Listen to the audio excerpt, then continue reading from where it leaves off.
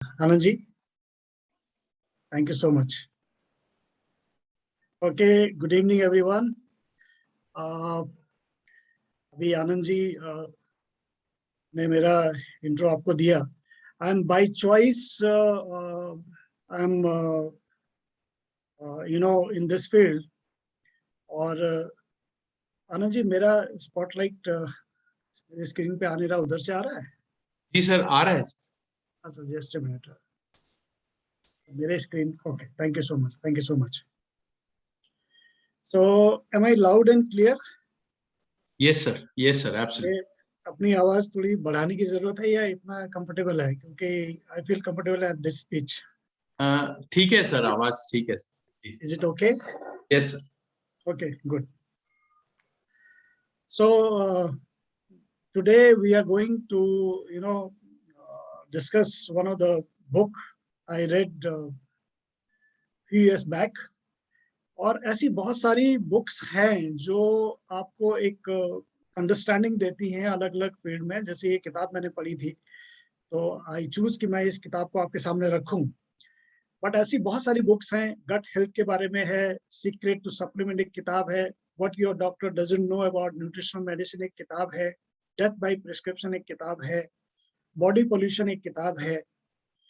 ऐसी बहुत सारी बुक्स हैं जो आपको एक अंडरस्टैंडिंग दे सकती है। और जब आपको एक कुछ नॉलेज होती है, अंडरस्टैंडिंग होती है, तो आप डिसीजंस, वो आपके डिसीजंस को इम्पैक्ट करती है। तो ये किताब जब से मैंने पढ़ी, तो I applied this book in my health and around the people, and I got the desirable results. और स्पेशली अपने लिए तो मुझे सबसे पहला एप्लीकेशन अपने ऊपर ही था। तो I am enjoying perfect levels of everything. तो आइए आज डिस्कस करते हैं। इट विल टेक ऑलमोस्ट, मुझे इस बुक को रखने में लगभग 1 घंटा लगेगा। एंड दो इट इज लिटिल बिट, थोड़ा सा टेक्निकल है ये। और जैसे कि आनंद जी ने बताया कि I am not medico, like मैंने कभी भी बायोलॉजी क्लास 10 तक ही जैसे सबने पढ़ी है, मैंने भी पढ़ी। उसके बाद फिर मैथमेटिक्स के फील्ड में चले गया, और फिर उसके बाद फिर and up with electronics and solid state physics. लेकिन ये पैशन है मेरा, थोड़ा सा पढ़ने का और इस एरिया में काम करने का। तो वही मेरे जो एक्सपीरियंस है मैं आपके सामने रखूंगा। इस मीटिंग में हमारे बहुत सारे डॉक्टर फ्रेंड भी, लीडर्स भी हैं। तो पार्डन मी अगर कोई मेडिकल टर्म मैं गलत प्रोनाउंस कर जाऊं, क्योंकि मैंने बताया कि मैं बहुत ज़्यादा इसमें मेडिकल टर्म्स से बहुत ज़्यादा मेरा कनेक्शन नहीं है। बट फिर भी मैं बात करूंगा। तो आइए चलिए, मैं आपको स्लाइड्स के माध्यम से ये बुक को रखूंगा। तो let me share the slides.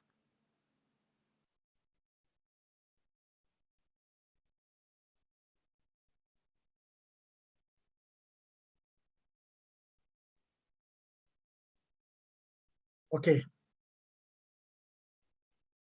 तो इस किताब का जैसे आप टाइटल देख रहे हैं, 7 keys to normalise your cholesterol level.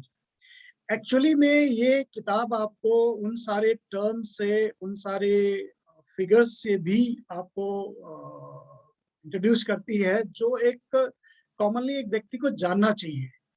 और आप सब जानते हैं कि स्टिल इंडिया में हेल्थ प्रॉब्लम सबसे लीडिंग उसमें है। अगर आप देखें तो सबसे टॉप में हेल्थ इश्यूज हैं। और ये एरिया ऐसा है कि जिसमें बहुत सारा पैसा लोग खर्च करते हैं। और ये ऐसा भी एक फील्ड है कि जिसमें आपको पता नहीं चलता जब तक कि आप प्रॉपर टेस्टिंग से नहीं गुजरते। अभी भी आंकड़े ये है, जो ICMR के आंकड़े हैं, Indian council of medical research के, कि 50% जो हार्ट से डेथ होती हैं वो इवन पहले पहले ही अटैक में डेथ होती है। यानी उनको कभी कोई रिकॉग्नाइज भी नहीं कर पाता, इन्हें टेस्टिंग भी नहीं हो पाती। 50% डेथ तो ऐसी होती हैं। और बाकी की जो 50% है वो लोग हैं जो लगातार अपने ब्लड टेस्ट, लिपिड प्रोफाइल कराते रहते हैं, और उनको कुछ जानकारी होती है कि मेरे ब्लड में क्या चल रहा है। तो इसलिए ये इसको जानना बहुत रिलेवेंट है आज की डेट में, कि हम ये जाने। और प्रोएक्टिव, जैसे कि हम बात करते हैं कि हमेशा प्रोएक्टिव रहने की जरूरत है, क्योंकि that is the only solution. to prevent all kind of lifestyle disorders and disease. तो ये किताब आपको कुछ अंडरस्टैंडिंग देगी। और हम इसके टॉपिक्स पे अगर जाएं तो इसमें 7 टॉपिक्स हैं और ये टॉपिक्स को मैं फटाफट कवर करूंगा। पहले, दूसरे और तीसरे अप टू 4th पॉइंट तक थोड़ा सा समय लगेगा क्योंकि इसमें अंडरस्टैंडिंग की जरूरत है और उसके बाद बाकी एप्लीकेशन है। तो इसी तरह से हम चलेंगे। तो पहला जो पॉइंट है उस पे आते हैं। ये 7 पॉइंट्स हैं जिन पे हम बात करेंगे फटाफट, और ये आपको एक अंडरस्टैंडिंग दे देगी कि एक्चुअली में कोलेस्ट्रॉल होता क्या है। Let's understand it.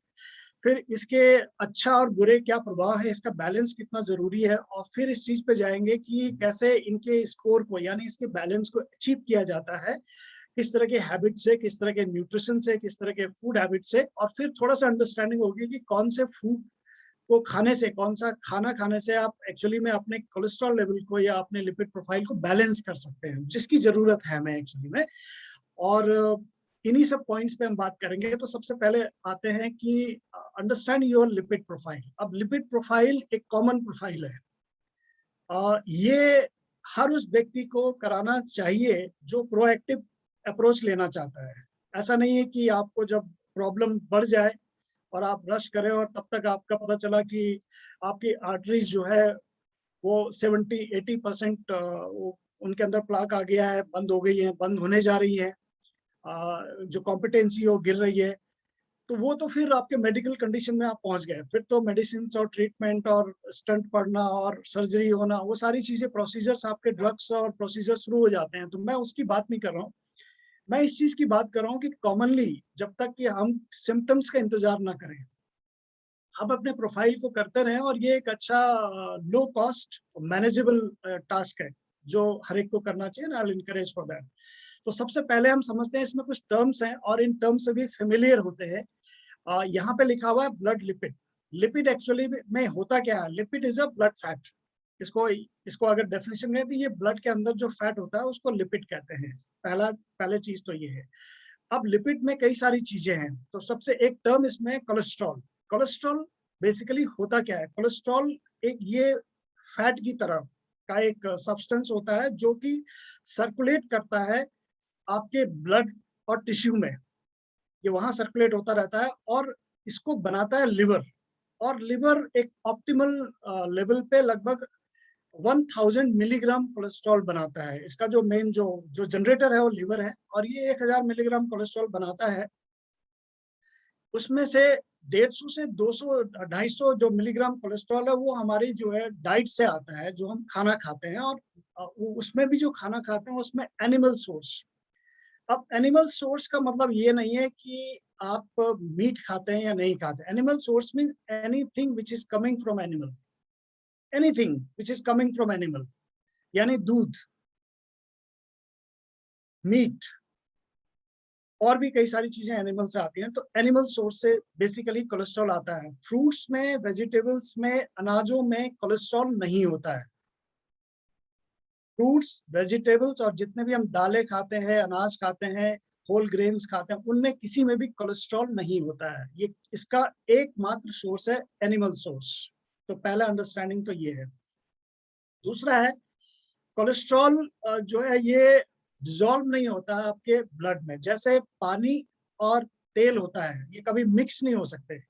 तो इसी तरह से कोलेस्ट्रॉल भी आपके खून में मिक्स नहीं होता है, ब्लड में ये डिजॉल्व नहीं होता है। और ये बेसिकली ट्रांसपोर्ट किया जाता है सेल के अंदर और सेल से बाहर। सेल के अंदर भी जाता है, सेल से बाहर भी आता है। ये सेलुलर लेवल पे अटैक करता है। तो ये सेलुलर प्रॉब्लम है। अगर इसको अंडरस्टैंड करें तो सेलुलर प्रॉब्लम है। और इसको ट्रांसपोर्ट करने के लिए जो चीज यूज होती है, जिसको जो वाहन है इसका, उसको लिपोप्रोटीन बोलते हैं।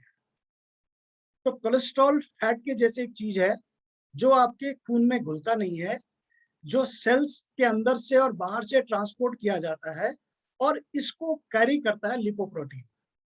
तो लिपोप्रोटीन, अब लिपोप्रोटीन बेसिकली 2 तरह के होते हैं। लिपोप्रोटीन बनता है फैट और प्रोटीन से, इसीलिए lipo means fat, lip means fat, और प्रोटीन मीन्स प्रोटीन। तो लिपोप्रोटीन का मतलब ये फैट और प्रोटीन से बनेगा। इसके अंदर के जो एरिया है वो फैट से बनता है और बाहर का एरिया प्रोटीन से बनता है। तो इसलिए इसको लिपोप्रोटीन बोलते हैं। अब इसके फैट और प्रोटीन के रेशियो के बेस पे दो तरह के लिपोप्रोटीन होते हैं। एक होता है एलडीएल, जो आपने देखा होगा रिपोर्ट्स में, एलडीएल यानी low density lipoprotein. Low density lipoprotein का सीधा सा मीनिंग है इसमें प्रोटीन की डेंसिटी कम होगी, इसमें फैट ज्यादा होगा।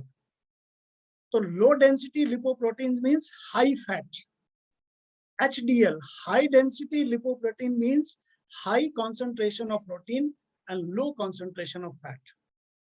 अब इसके इस कैरेक्टरिस्टिक के बेसिस पे LDL जो लिपोप्रोटीन है ये कोलेस्ट्रॉल को ट्रांसपोर्ट करता है ब्लड सर्कुलेटरी सिस्टम के माध्यम से, और ये सर्कुलेट करता रहता है आपके ब्लड में और टिश्यूज में। और इसका बैलेंस, LDL और SDL का बैलेंस जरूरी है। ऐसा नहीं है कि दोनों खराब हैं, इनका बैलेंस चाहिए एक्चुअली में, क्योंकि इनके पॉजिटिव साइड भी हैं। तो सबसे पहली बात करते हैं हम इसमें टोटल कोलेस्ट्रॉल काउंट। इसमें लिखा हुआ है टोटल कोलेस्ट्रॉल काउंट का मतलब कि आपका LDL और SDL को अगर आप जोड़ लेंगे डिजायरेबल लेवल पे, जितना रिक्वायर्ड लेवल है उस पर अगर इसको जोड़ेंगे तो आपका टोटल कोलेस्ट्रॉल काउंट आएगा। अब टोटल कोलेस्ट्रॉल काउंट कोई एक बहुत क्लियर रिपोर्ट नहीं है, क्योंकि ये LDL और SDL का स्कोर होता है। कई लोगों में LDL की मात्रा ज्यादा होती है, SDL की मात्रा कम होती है, तो उनका एक स्कोर आएगा। और कई बार क्या होता है कि जिसका टोटल, माना किसी का टोटल कोलेस्ट्रॉल काउंट 6 है, उस आदमी को अटैक नहीं आया, और जिसका टोटल कोलेस्ट्रॉल काउंट 5 है उसको अटैक आ गया। तो इसका क्या मतलब हुआ कि टोटल कोलेस्ट्रॉल काउंट में अगर LDL की मात्रा ज्यादा है और SDL की मात्रा कम है तो डेफिनेटली वहां पे हार्ट अटैक आएगा, या आपकी जो आर्टरीज है वो बंद हो जाएंगी, आपको स्ट्रोक हो सकता है। लेकिन अगर किसी की खून में HDL अच्छा है और LDL कम है और टोटल कोलेस्ट्रॉल काउंट उसका कम है, तो वहां पे ज्यादा है, तो वहां पे अटैक के चांसेस नहीं होते। तो ये सिंपल सा, ये बहुत क्लियर रिपोर्ट नहीं। अब इसके बाद आता है एक चीज आती है जिसको बोलते हैं LDL। इसको बैड कोलेस्ट्रॉल बोला गया। बैड कोलेस्ट्रॉल का मतलब ये नहीं है कि इसको जीरो कर देना है, ऐसा नहीं है, क्योंकि कोलेस्ट्रॉल जो है वो बहुत सारी चीजों में हेल्प करता है। सेल मेम्ब्रेन कोलेस्ट्रॉल से बनती है, कई सारे एंजाइम्स, हार्मोन्स कोलेस्ट्रॉल से बनते हैं। कोलेस्ट्रॉल बहुत सारी चीजों के लिए बहुत जरूरी है, लेकिन LDL ज्यादा मात्रा में अगर है तो इसको बैड कोलेस्ट्रॉल बोलते हैं। और जो बैड कोलेस्ट्रॉल है LDL, इसका डार्कर साइड क्या है कि ये बेसिकली डायरेक्टली मैन्युफैक्चर लिवर में डायरेक्ट नहीं होता है। ये एक्चुअली में LDL लिवर में डायरेक्ट नहीं बनता है, लिवर पहले बनाती है VLDL। थोड़ा सा टेक्निकल टर्म्स है, इसको फटाफट क्लियर कर लेते हैं। VLDL का मतलब हो गया वेरी लो डेंसिटी लिपोप्रोटीन। अब वेरी लो डेंसिटी का मतलब क्या है कि इसके अंदर फैट बहुत ज्यादा होगा। तो लिवर बनाता है कोलेस्ट्रॉल, और लिवर जब कोलेस्ट्रॉल बनाता है तो उसमें VLDL की मात्रा अगर वो ज्यादा बना रहा है तो VLDL का मतलब बहुत हाई लेवल का हाई फैट उसमें है। और ये जो जो VLDL है ये जब ट्रांसपोर्ट होता है लिवर से आपके ब्लड सर्कुलेटरी सिस्टम में, टिश्यूज में, तो ये अपना जो फैट है वो लूज करते चले जाता है, और ये फैट लूज होता रहता है, और फिर जाकर के ये LDL बनता है। अब ये फैट कहाँ लूज होता है, ये आपके जहां तहां शरीर के अंदर जमना शुरू हो जाता है, जिसको ट्राइग्लिसराइड बोलते हैं। तो जिनके जैसे अगर आप पेट को पकड़े अपने, और पेट को पकड़े और अगर आपके हाथ में कुछ पेट का एक बड़ा सा पोर्शन अगर पकड़ में आ रहा है, वो बेसिकली ट्राइग्लिसराइड। या कमर के आसपास जो बैली के आसपास, कमर के आसपास आपने देखा होगा कि वो टायर बनना शुरू हो जाता है, तो ये बेसिकली ट्राइग्लिसराइड है। ये फैट है वो जो वहां छोड़ा गया है, और वो फैट वहां रहता है, ये ट्राइग्लिसराइड के फॉर्म में रहता है। अब LDL जो है ये कोलेस्ट्रॉल बॉडी के अंदर जब ट्रांसपोर्ट होता है VLDL, तो LDL बनता है, और LDL आपके कोलेस्ट्रॉल के लेवल को बढ़ाता चले जाता है। और इससे प्रॉब्लम क्या होती है, LDL से भी ज्यादा प्रॉब्लम नहीं है, ऑक्सीडाइज LDL से प्रॉब्लम है।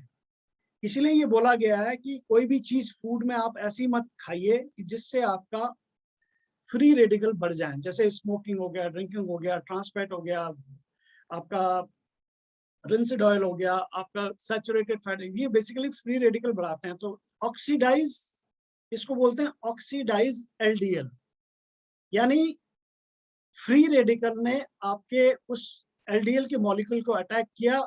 फ्री रेडिकल हमेशा क्या होता है, जो इलेक्ट्रॉन लूज कर जाता है और वो सीक करना चाहता है तो वो अटैक करता रहता है और उसकी वजह से ये ऑक्सीडाइज एलडीएल हो जाता है। अब ऑक्सीडाइज एलडीएल जब आपके शरीर में घूमता है तो ये बहुत खतरनाक है। लेकिन शरीर इतना मतलब इंटरेस्टिंग चीज है, ये इतनी इंटरेस्टिंग चीज है, आप इसको पढ़ेंगे तो आपको बहुत मजा आएगा। एक्चुअली में मुझे तो बहुत मजा आता है। तो क्या होता है, शरीर के अंदर एक चीज होता है जिनको बोलते हैं मैक्रोफेज। आपने ऑटोफेगी नाम सुना होगा, ऑटोफेगी बहुत कॉमन है आज के डेट में। तो मैक्रोफेगी एक सेल होते हैं शरीर के अंदर जो सेल के वेस्ट को खाते हैं और कोई भी फॉरेन एलिमेंट जो आपके शरीर में चली जाती है उसको खा जाते हैं और शरीर को उनसे मुक्त कर देते हैं। तो हमारी जो प्रतिरोधक क्षमता का एक प्रतिरोधक जो क्षमता होती है उसका हिस्सा होता है आपका ये मैक्रोफेज जो होते हैं। तो ये क्या करते हैं कि कोई भी फॉरेन एलिमेंट आ गया, कोई भी आपका सेल का वेस्ट है उसको खा जाते हैं। अब होता ये है कि नॉर्मली जो मैक्रोफेज होते हैं वो आपके एलडीएल को नहीं ट्रैप करते क्योंकि उनको फॉरेन एलिमेंट की तरह वो ट्रीट नहीं करते। लेकिन ऑक्सीडाइज एलडीएल को वो फॉरेन एलिमेंट की तरह पकड़ते हैं और उनको खाना शुरू कर देते हैं। जब उनको खाना शुरू कर देते हैं, प्रॉब्लम खाने में नहीं है खाना तो अच्छी बात है, प्रॉब्लम उसको डाइजेस्ट नहीं कर पाती है और जब डाइजेस्ट नहीं कर पाती है तो वो मोटी हो जाती है। जो सेल है आपके, जो ऑक्सीडाइज जो ऑटो माइक्रोफेजी जो सेल है वो मोटी हो जाती है। और जब ये ऑक्सीडेशन होता है तो आपकी जो आर्टरीज की जो अंदर की वॉल है, अब मैं आपको इसमें थोड़ा सा ये बताऊंगा कि क्लॉगिंग होती कैसे है, यानी आर्टरीज बंद कैसे होती हैं। तो इसका सिंपल सा साइंस है कि जब आर्टरीज की जो अंदर की लाइनिंग होती है, जो अंदर की जो सेल होती है, वैसे वो बहुत टाइट लाइनिंग होती है, लेकिन जब उस पर ऑक्सीडेशन होता है तो वो लूज कर जाती है।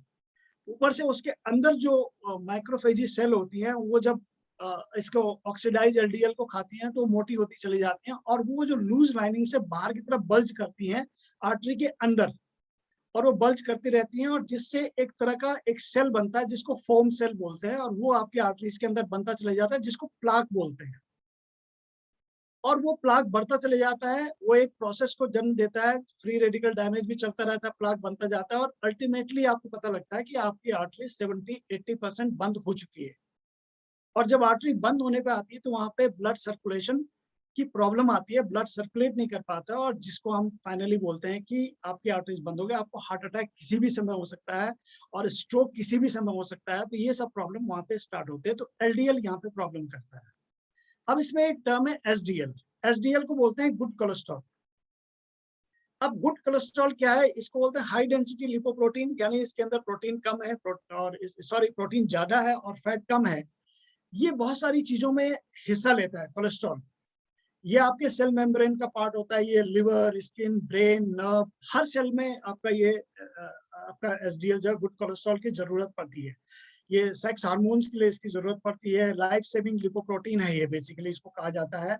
ये एंटीऑक्सीडेंट की तरह काम करता है, एंटी इन्फ्लेमेटरी इसके जो है एक प्रॉपर्टीज होती हैं और इसकी जो ब्लड के अंदर क्लॉटिंग की जो एबिलिटी है उसको घटा देता है, तो क्लॉटिंग नहीं होने देता। जब आपका एसडीएल अच्छा स्कोर करता है तो आपके अंदर क्लॉटिंग नहीं होती है। तो ये है एसडीएल रेशियो। टोटल कोलेस्ट्रॉल और एसडीएल का रेशियो है, ये एक प्रॉपर रेशियो होना चाहिए। अब टोटल कोलेस्ट्रॉल का काउंट कम है और एसडीएल बड़ा है तो वो एक अच्छा रेशियो वहां पे आएगा। इसमें एक टर्म दिखाई गई है ट्राइग्लिसराइड। ट्राइग्लिसराइड क्या चीज है? ट्राइग्लिसराइड बेसिकली ये फैट की तरह ही इसको माना जाता है, ये टोटल फैट की तरह माना जाता है, लेकिन ये इसके अंदर ये बेसिकली बॉडी फैट है। यानी इसका सोर्स क्या है, आप जो भी खाते हैं वो ट्राइग्लिसराइड में कन्वर्ट होता है। वो इसका सोर्स बहुत सारे हैं। एक्सेस कैलोरीज कुछ किसी भी खाने में है, कार्बोहाइड्रेट आप ज्यादा खा रहे हैं उसमें से भी आपकी बॉडी में ट्राइग्लिसराइड बने। कई बार लोग कहते हैं साहब हम तो ये नहीं खाते फैट, हम मीट भी नहीं खाते, हम ऑयल भी नहीं खाते, फिर भी हमारा ट्राइग्लिसराइड क्यों बढ़ रहा है? क्योंकि ट्राइग्लिसराइड का जो सोर्स है ये रिच कार्बोहाइड्रेट से भी ट्राइग्लिसराइड बनता है। अल्कोहल जो लोग पीते हैं उससे भी, क्योंकि एक्सेस कैलोरी जहां आएगी वो ट्राइग्लिसराइड के फॉर्म में रहेगी। ये एनिमल से भी आता है और प्लांट से भी आता है। जैसे मैंने आपको बताया कि कोलेस्ट्रॉल केवल एनिमल सोर्स से आता है, लेकिन ट्राइग्लिसराइड प्लांट सोर्सेज से भी आता है।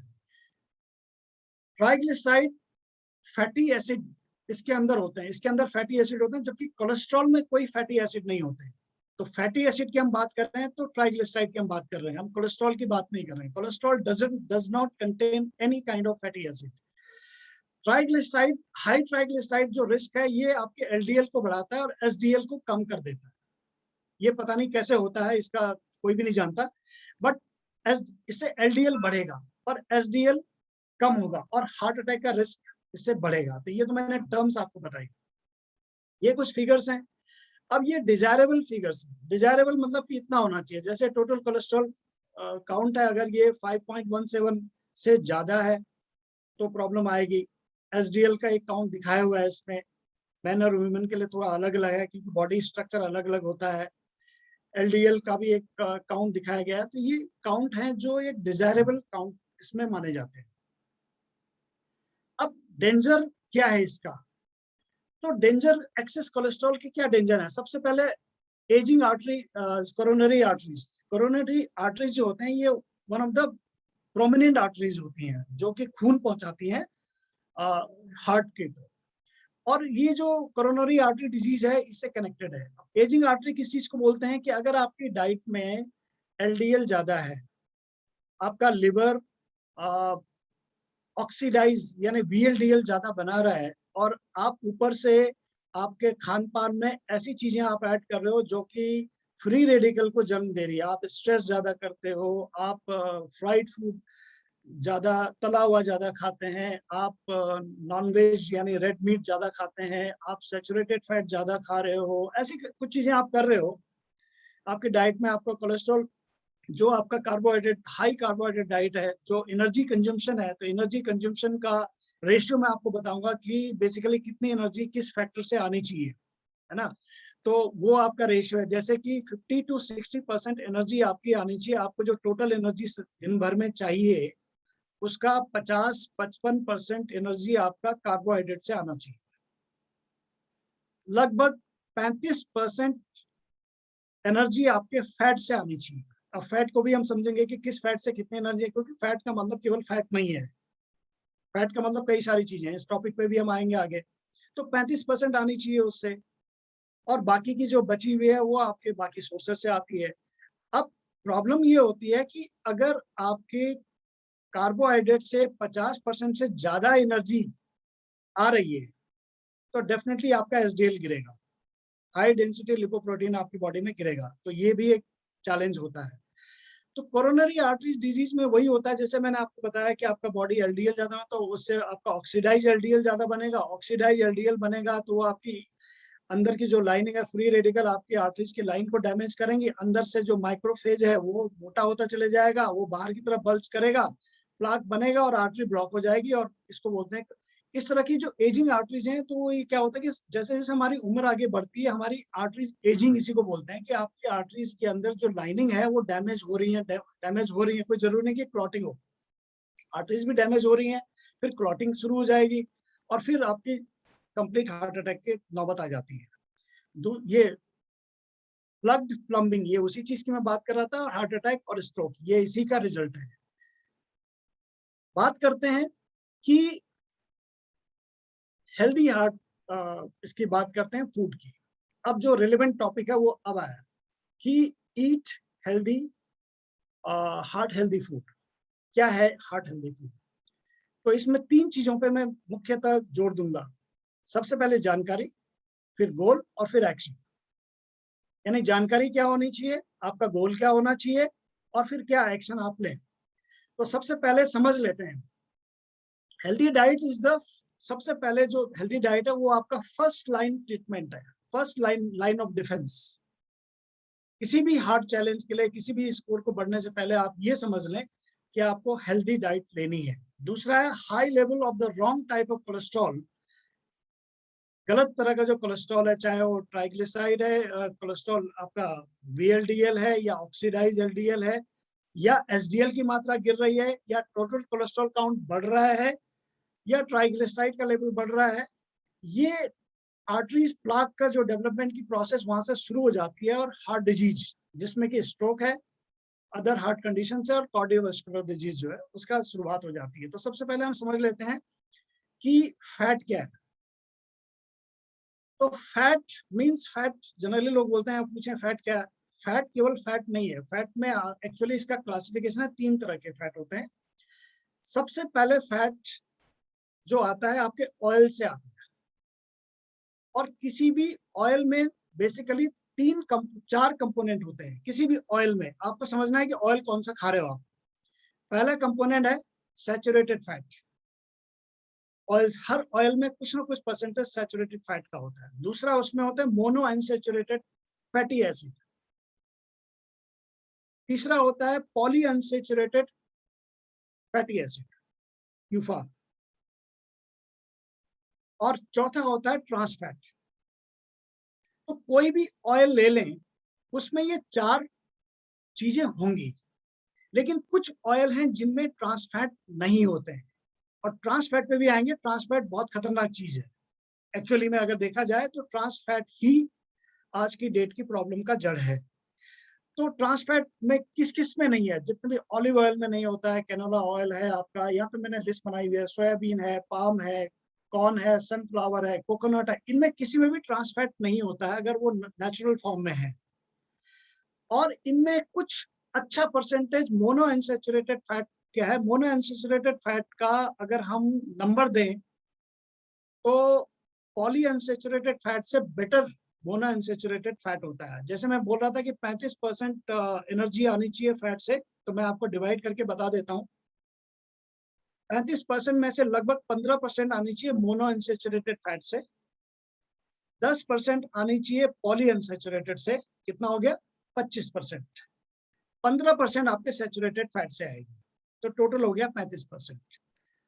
प्रॉब्लम यह है कि जिनके डाइट में सैचुरेटेड फैट ज्यादा है, तो डेफिनेटली सैचुरेटेड फैट सबसे पहला ऑप्शन होता है तोड़ने का। तो जितना ज्यादा सैचुरेटेड फैट होगा उतना ज्यादा एलडीएल का लेवल बढ़ेगा। तो ये पहला चीज है। दूसरा, कहाँ से फैट आते हैं जो हम में से कुछ लोगों को पता नहीं है। एक चीज होती है बटर, और बटर आप जानते ही हैं, सब लोग खाते हैं। और दूसरी चीज होती है, इसको बोलते हैं शॉर्टनिंग, और एक होती है लैड। ये तीन चीजें हैं जो बनाए जाते हैं। अब lad is totally non vegetarian, मैं उसके जिक्र नहीं करूंगा। ये बेसिकली पोर्क से बनता है, उसके फैट से बनता है। ऑल्दो ये अच्छी चीज है, ज्यादा नुकसानदायक नहीं है, लेकिन I don't discuss with that. I just discuss 2 things, butter and shortening. आपने कुकीज तो खाई होंगी, ऑलमोस्ट आई थिंक सबने कुकीज कभी ना कभी खाई होंगी। तो जो शॉर्टनिंग वाली कुकीज होती हैं वो थोड़ा सा क्रिस्प होती हैं और हार्ड होती हैं, वो जल्दी से टूटती नहीं है। और जो बटर वाली कुकीज होती हैं वो मुंह में डालते ही टूटती हैं। तो होता यह है कि जो शॉर्टनिंग वाली जो कुकीज होती हैं उसमें पानी नहीं होता है, 100% फैट होता है वो, और उससे स्टीम नहीं बनती है।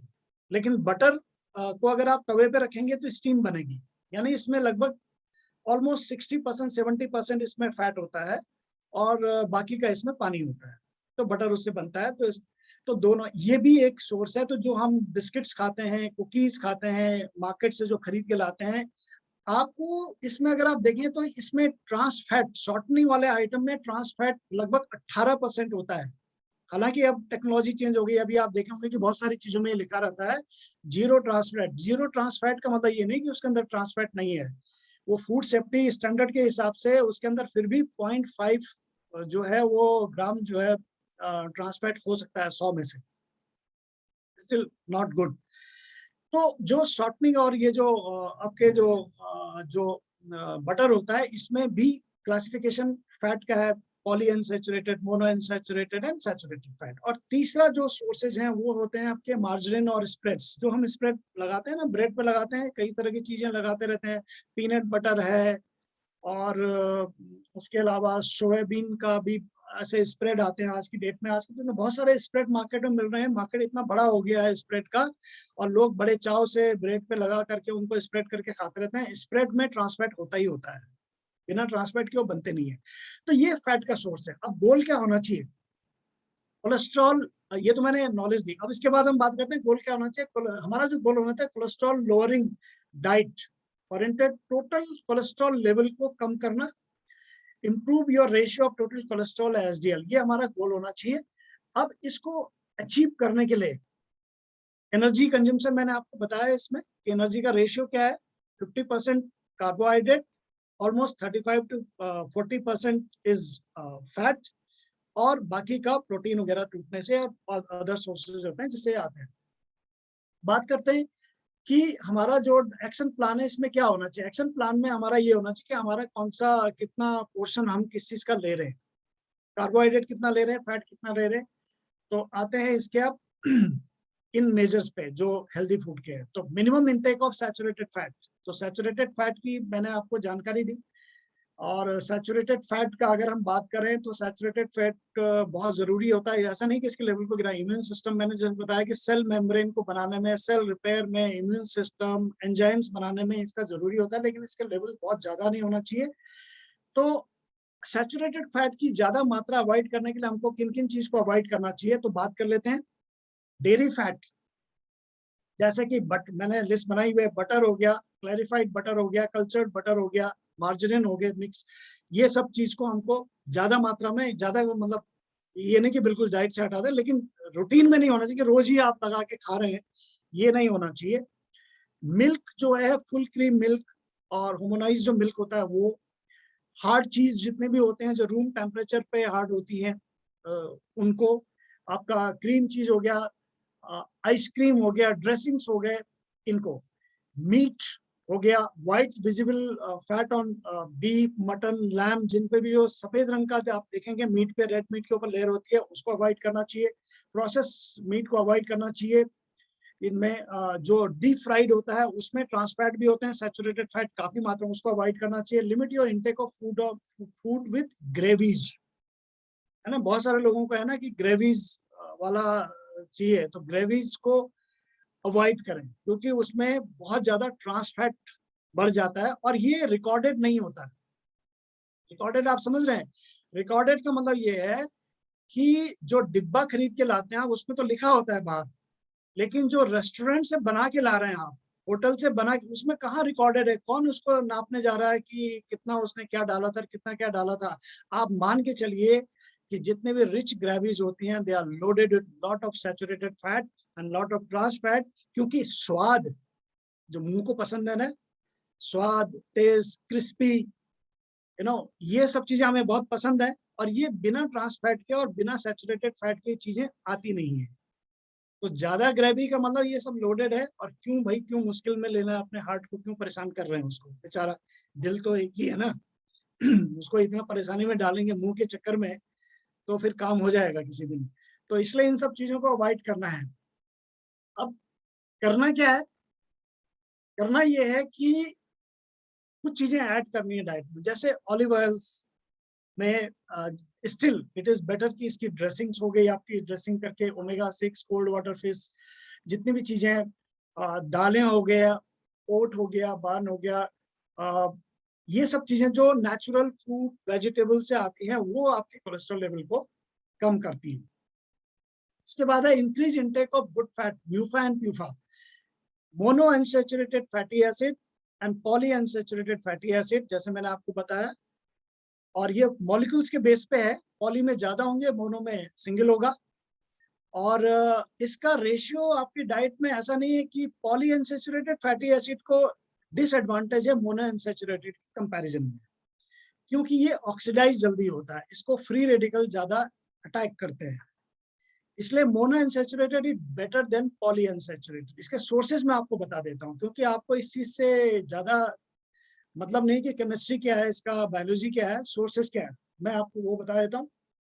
मोनो अनसैचुरेटेड फैटी एसिड किस में पाए जाते हैं, ये वेजिटेबल सोर्सेज में ज्यादा होते हैं, इंक्लूड प्लांट ऑयल्स हो गए, कैनोला ऑयल्स हो गया, ऑलिव ऑयल हो गया, नट्स हो गए, वॉलनट हो गया, आलमंड हो गया, हेजलनट्स हो गए।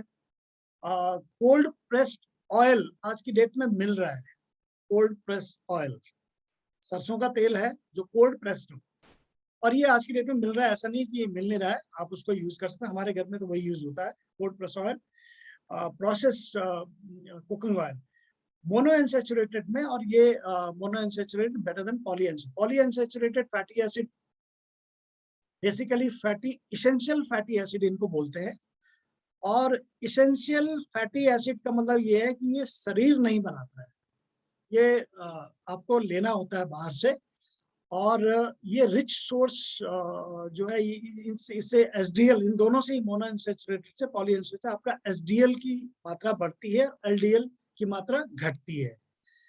ये रेशियो आपका प्रॉपर हो जाता है और जिससे आपके जो फर्दर जो हार्ट चैलेंजेस हैं उसमें प्रॉब्लम नहीं होती है। उसके बाद आते हैं सॉल्युबल फाइबर।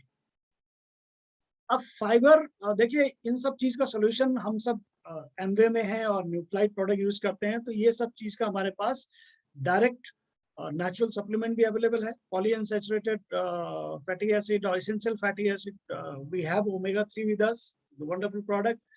फाइबर की बड़ी प्रॉब्लम है और फाइबर बहुत जरूरी होता है, स्पेशली एलडीएल को घटाने के लिए। फाइबर का केवल रोल ये नहीं है कि आपका पेट साफ करना है या आपका गट हेल्थ को ठीक करना है, इसका मेजर रोल बेसिकली आपके एलडीएल के लेवल को कम करना है अगर बढ़ गया है, और हेल्दी कोलेस्ट्रॉल लेवल को मेंटेन करना फाइबर का रोल है। तो फाइबर बेसिकली 4 तरह के होते हैं, इसमें सेलुलोज होता है, लेग्निन होता है, पेक्टिन्स होते हैं और गम्स होते हैं। और इसमें एक बहुत इंपॉर्टेंट चीज है जिसको बीटा ग्लूकन बोलते हैं। ये बहुत ही इंपॉर्टेंट एक समझ लीजिए कि एक कंपोजिशन है और ये सरप्राइजिंगली काम करता है। मतलब ये आपकी बॉडी से एलडीएल का जो बढ़ा हुआ मात्रा है उसको निकाल के ले जाता है, इसको इसको इसको क्लीन कर देता है। और अच्छी बात यह है कि जो हमारे पास फाइबर अवेलेबल है इसके अंदर बहुत अच्छी मात्रा में ये सारी चीजें हैं, जितनी भी चीजें मैंने आपको बताई। वैसे ये चीजें नेचुरल फूड में किन किन चीजों में पाई जाती हैं? सारे जितने भी दालें होती हैं, बार्ले हो गया, उसमें ये होता है। उसके अलावा जितनी भी आप दालें यूज करते हैं, मोटी दालें यूज करते हैं, उसमें सब में आपका सॉल्युबल फाइबर्स उसमें होते हैं, प्रोटीन के साथ साथ सॉल्युबल फाइबर होते हैं। उसके बाद है प्लांट स्टेरॉल्स और स्टेनॉल्स, इनको फाइटोस्टेरॉल्स भी बोलते हैं और फाइटोस्टेनॉल्स भी बोलते हैं। ये कोलेस्ट्रॉल के जैसे ही इनका स्ट्रक्चर होता है, लेकिन इनका काम आपकी बॉडी में बैड कोलेस्ट्रॉल को घटाना, गुड कोलेस्ट्रॉल को बढ़ाना, एसडीएल को अच्छा करना और बैड कोलेस्ट्रॉल को घटाना। और आज की डेट में मेडिकल साइंस ने, इसने फूड इंडस्ट्री ने इतनी तरक्की कर ली है कि ये फोर्टिफाइड मिलते हैं आज की डेट में। जो ये आपके प्लांट स्टेरॉल्स और स्टेनॉल्स हैं, ये आपको मार्केट में मिल जाते हैं बहुत सारे प्रोडक्ट्स के साथ। वैसे ये चीजें सब अवेलेबल है कॉन्सेंट्रेटेड फ्रूट एंड वेजिटेबल्स में, जो न्यूट्राइट का एक प्रोडक्ट है, उसके अंदर ये फाइटोकेमिकल सारे हैं, स्टेनॉल्स भी हैं, स्टेरॉल्स भी हैं, और this is also part of our nutrient daily also. उसमें भी ये है, क्योंकि इसमें जितने भी फाइटो एलिमेंट्स हैं वो सारे कुछ उसमें होते हैं।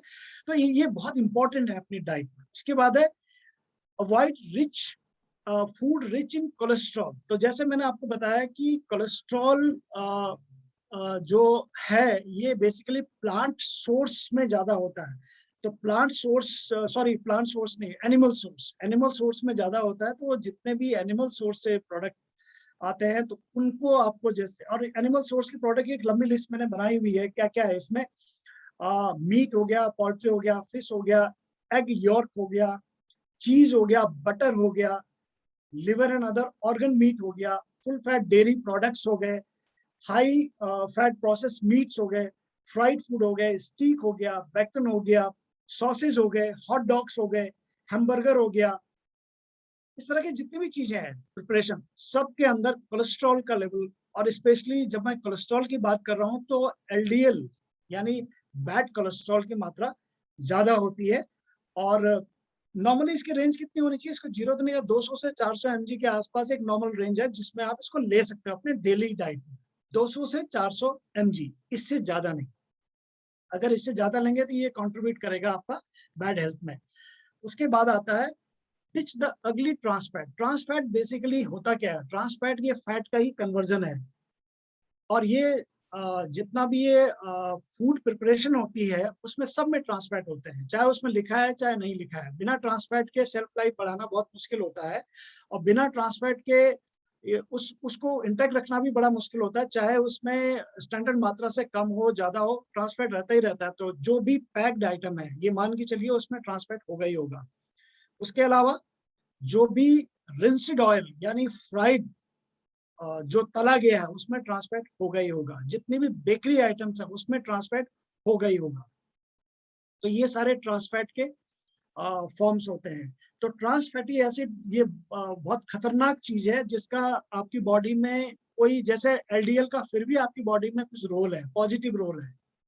एसडीएल का तो सारे ही पॉजिटिव रोल है, लेकिन एलडीएल के भी कुछ पॉजिटिव रोल है, लेकिन एक मात्रा से ज्यादा तो नहीं। लेकिन ट्रांस फैट एक ऐसी चीज है, इसका कोई भी पॉजिटिव रोल नहीं है, ये केवल दुश्मन है और दुश्मनी है। लेकिन ये जरूरी है आज की डेट में, फूड इंडस्ट्री का ये रेगुलर पार्ट है, तो इसलिए ट्रांस फैट वाली जो चीजें हैं वो ज्यादा कंज्यूम नहीं करनी चाहिए। थोड़ा सा लिस्ट दे लेते हैं, 10 food that can lower excess LDL in the body. तो ये जितने भी फूड है, ये सोया फूड्स स्पेशली, हम लोग तो बहुत फॉर्चुनेट है कि we have this all plant protein. तो आइसोफ्लेवोन्स और लेसिथिन, ये सब उसका पार्ट है। तो soya food is very good to drain LDL. I repeat, to drain LDL and to increase SDL, इसके लिए जरूरी होता है।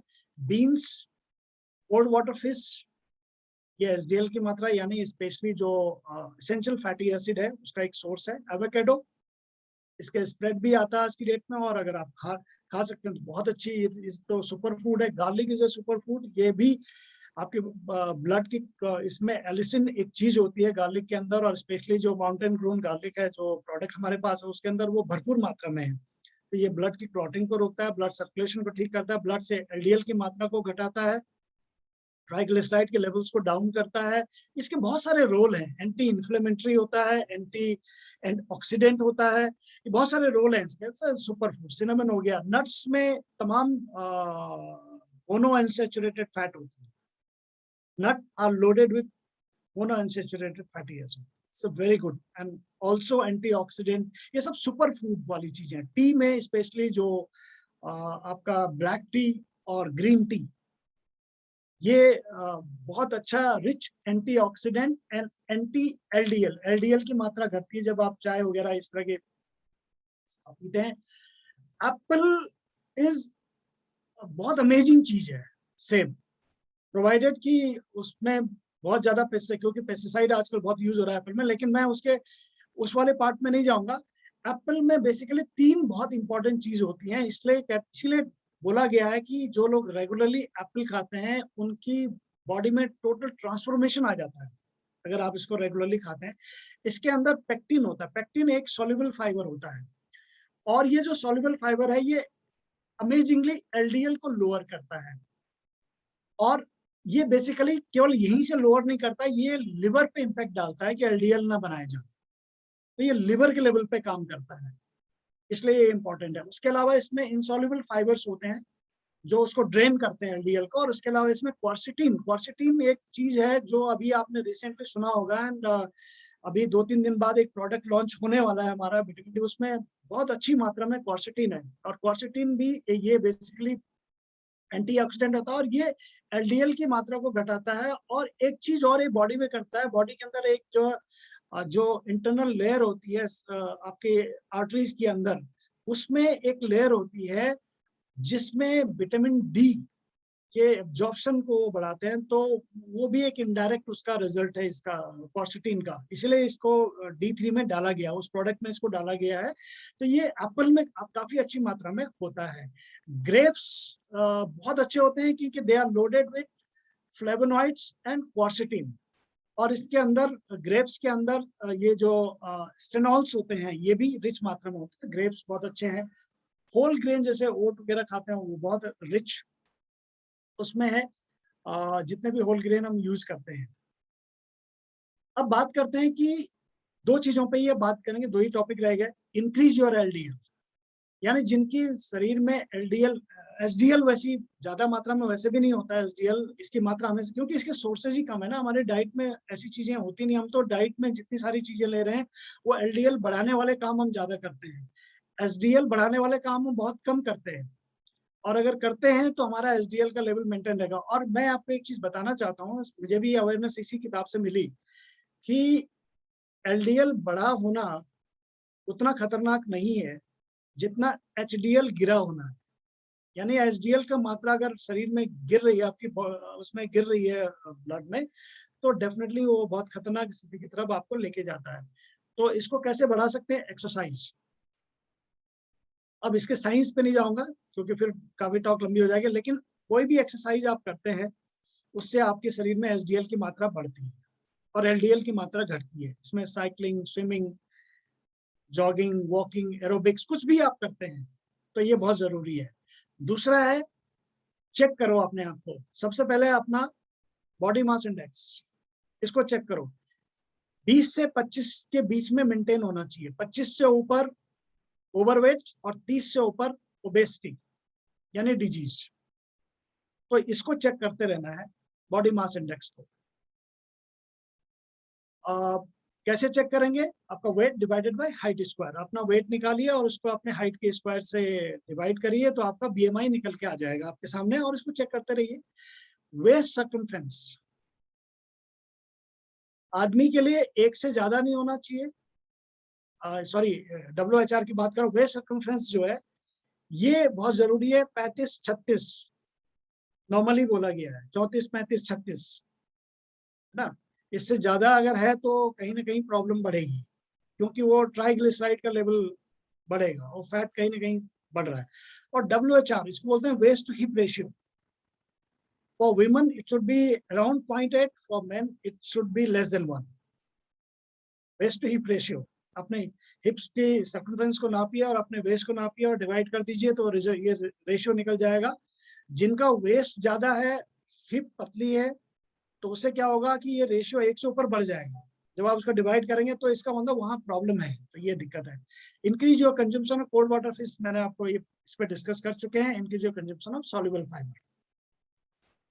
Increase your SDL, eat more often. ये एक चीज है कि जिसमें आपको थोड़ा थोड़ा थोड़ा करके आप अपने डाइट्स को डिवाइड कर लीजिए। ऐसा नहीं है कि एक बार खा लिया और फिर उसके बाद चादर तान के सो गए, तो उससे तो बढ़ेगा ही।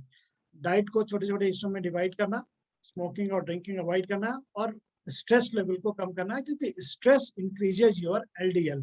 कैसे इंक्रीज करता है? स्ट्रेस से फ्री रेडिकल बढ़ेंगे और फ्री रेडिकल से आपके ऑक्सीडाइज एलडीएल बनेगा और ऑक्सीडाइज एलडीएल से आपका प्लाक बढ़ेगा। सीधा सा साइंस है, तो इसलिए स्ट्रेस को कम करना है। Include cholesterol lowering supplements. अब आपको बताने की जरूरत नहीं है, लेकिन फिर भी बता देता हूँ। सॉल्युबल फाइबर अगर आपको डाइट में नहीं है, क्योंकि बहुत सारी चीजें हमारी डाइट में नहीं होती हैं, तो हमारे पास इसका ऑप्शन अवेलेबल है एज ए न्यूट्राइट डाइट्री, जो सॉल्युबल फाइबर है। मल्टीविटामिन, मल्टी मिनरल्स ये बहुत जरूरी है। कई सारे मिनरल्स हमारी बॉडी में इन सब चीज को मेंटेन करने के लिए जरूरी है। omega-3 essential fatty acid, you know it is very very essential. We have salmon omega-3, garlic heart care, we have there soya protein, we have there vitamin E, C, B. Daily में काफी मात्रा में vitamin C का बहुत बड़ा role होता है। Antioxidant behaviour जो एलडीएल का है उसको काफी हद तक कम कर देता है, और ऑक्सीडाइज एलडीएल नहीं बनेगा अगर आप इस प्रॉपर मात्रा में लेने। कैल्शियम का बहुत बड़ा रोल है। बीटा कैरोटीन, बीटा कैरोटीन ये प्रिकर्सर टू विटामिन ए। हमारे पास जो मल्टी कैरोटीन है उसमें बीटा कैरोटीन है, और बीटा कैरोटीन जो है इनडायरेक्ट विटामिन ए है। ये एज पर बॉडी के अंदर रिलीज होता है, जितना शरीर को चाहिए उतना रिलीज हो। ये डायरेक्ट विटामिन ए नहीं है, इससे इनडायरेक्ट विटामिन ए, तो इसको बीटा कैरोटीन बोलते हैं। और लेसिथिन ये ऑलरेडी प्रोटीन पाउडर में है। तो ये सारी चीजें अवेलेबल हैं, ये सप्लीमेंट्स को यूज कर सकते हैं। Antioxidants include cholesterol lowering hub में जितने भी एंटीऑक्सीडेंट, ऑलमोस्ट जितने भी प्लांट्स होते हैं उनमें सब में एंटीऑक्सीडेंट है। तो प्लांट बेस्ड डाइट अगर आप लेंगे तो एंटीऑक्सीडेंट की मात्रा बढ़ जाएगी। अश्वगंधा, ऑलरेडी टर्मरिक है, ये सब चीजें हर्ब के तौर पे यूज कर सकते हैं। ड्रग्स लोग लेते हैं तो ज्यादातर, यहाँ पे तो डॉक्टर का टॉपिक है, इसको मैं छेड़ूंगा नहीं, लेकिन ज्यादातर ये जो अगर नॉलेज की इसमें एक चैप्टर है इसके बारे में, तो स्टेटिन्स जनरली यूज करते हैं। लेकिन इन सब चीजों का कहीं ना कहीं आपका उसमें लॉन्ग टर्म में साइड इफेक्ट हैं। ये कंट्रोवर्शियल मैटर है, लेकिन क्योंकि ये किताब में है इसलिए मैं आपके सामने जरूर रखूंगा, क्योंकि it's in printed form. And ये जो लिखी है भी एक डॉक्टर ने लिखी है जो किताब है, तो वो कुछ बताते हैं। तो छोटी छोटी चीजें उन्होंने बताई हैं जो हमें जाननी जरूरी है, कि जब भी हम ड्रग्स पे जाते हैं तो क्या ड्रग्स जनरली वो रेकमेंड करते हैं। तो ज्यादातर लोग इस तरह के ड्रग्स यूज करते हैं। एंड स्टैटिन्स का यूज किया जाता है। लेकिन इसका ज्यादा ये बताते हैं कि अगर इसको बहुत रेगुलरली लंबा यूज कर रहे हैं तो ये लिवर डैमेज करना शुरू कर देता है। तो इसके साइड इफेक्ट लिवर में देखने को मिले हैं इस किताब के हिसाब से। तो डेफिनेटली इन सब के कहीं ना कहीं चैलेंज है। अगर हम बात करते हैं ये जो दूसरी चीज है रेसिन्स की, तो ये बेसिकली आपके गैस्ट्रो इंटेस्टाइनल जो हेल्थ है उसको करता है, और अक्सर ये बैड गट हेल्थ तक लेके जा सकता है, यानी लीकी गट तक लेके जा सकता है अगर ये ड्रग का ज्यादा इस्तेमाल किया जाता है लंबे तौर पे। फाइब्रेट्स अगर हम ज्यादा इस्तेमाल करते हैं तो इसके भी इफेक्ट गैस्ट्रो हेल्थ में देखने को मिलते हैं। नायसिन का एज पर कोई साइड इफेक्ट नहीं है, ये बेसिकली हैवी निकोटिन एसिड, ये विटामिन ही एक तरह का विटामिन B3 इसको बोलते हैं। तो इसका ज्यादा साइड इफेक्ट नहीं है, लेकिन इसके उतने ज्यादा इफेक्टिव रिजल्ट्स नहीं देखने को मिले। और कोलेस्ट्रॉल एब्जॉर्प्शन इनहिबिटर्स ये यूज किए जाते हैं, इनके भी साइड इफेक्ट कई सारी चीजों में है, और ये एब्जॉर्प्शन बॉडी में विटामिन मिनरल्स के एब्जॉर्प्शन को रिड्यूस करता है। तो ये कुछ कोर्सेज दिए गए। लास्ट चीज जो मैं आपसे बात करना चाहता हूँ, मेरा टाइम ऑलरेडी बस अब 5 मिनट बाकी हैं। तो स्टार्ट लविंग योर हार्ट, इसमें क्या बोल सकते हैं? इसमें केवल इतना बोल सकते हैं कि उस लेवल तक नहीं जाना है कि जब आपको लगे कि अब आपको हॉस्पिटलाइज होना है, अब स्टंट पड़ने की बारी आ गई है, अब कोई ना कोई प्रोसीजर शुरू हो जाएगा, इस लेवल तक ना जाए। तो इसमें सबसे बेस्ट अप्रोच है कि हम प्रोएक्टिव बन जाएं, और प्रोएक्टिव में अपने डाइट का, हम कौन सा फैट ले रहे हैं, कौन सा नहीं ले रहे हैं, हम क्या क्या हेल्दी मेजर्स पे काम कर रहे हैं, इन सब चीज का बहुत बड़ा रोल है। तो इसमें यही बोल सकते हैं कि do not wait for the symptom. पहली चीज तो सिम्टम्स का वेट ना करें जब हम हार्ट की बात करते हैं। स्टार्ट टेकिंग, ये मान के चलिए कि ये प्रॉब्लम एजिंग आर्टरीज सबकी एक कॉमन डीजनरेटिव प्रॉब्लम है, ये बढ़ेगी आपके से, इसलिए इसको एजिंग डिजनरेशन बोलते हैं और फ्री रेडिकल डैमेज प्रॉब्लम बोलते हैं, और सेलुलर हेल्थ का तो टोटली प्रॉब्लम है। Prevention is only best remedy for this kind of challenge. तो सारे हेल्थ मेजर्स लेने, और मेरा ये जो बुक का टॉपिक है ये ऑलमोस्ट खत्म हो गया है। मैंने जितना सिंप्लीफाइड फॉर्म में और फास्ट करने की आई ट्राइड, हालांकि ये थोड़ा मुश्किल था क्योंकि इसमें काफी लंबा काफी कुछ चीजें लिखी हुई हैं, बट मैं जो क्रक्स आपको बताना चाह रहा हूँ वो केवल 4 पॉइंट में मैं आपको फाइनली क्लोजिंग में बता सकता हूँ। जब आप लिपिड की बात करते हैं तो इसमें केवल एक ही चीज को चेक करना है कि आप कोई ऐसा खाना ना खाएं जो आपके एलडीएल के लेवल को डेंजर के लेवल तक बढ़ा दे, क्योंकि एलडीएल से ऑक्सीडाइज एलडीएल एक बहुत कॉमन सी चीज है, क्योंकि फ्री रेडिकल से आप बच नहीं सकते।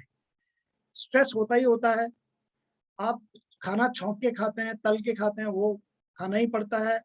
और भी फ्री रेडिकल के बहुत सारे सोर्सेज हैं, आप बाहर जाते हैं, पोल्यूशन फ्री रेडिकल का सोर्स है, इलेक्ट्रोमैग्नेटिक रेडिएशन फ्री रेडिकल का सोर्स है, तमाम तरह के फ्री रेडिकल। तो oxidise LDL is a very common thing, मतलब उससे आप ये नहीं कह सकते कि मैं केवल एलडीएल तक सीमित रहूंगा। ऑक्सीडाइज एलडीएल होना ही होना है, प्लाक बनता ही बनता है।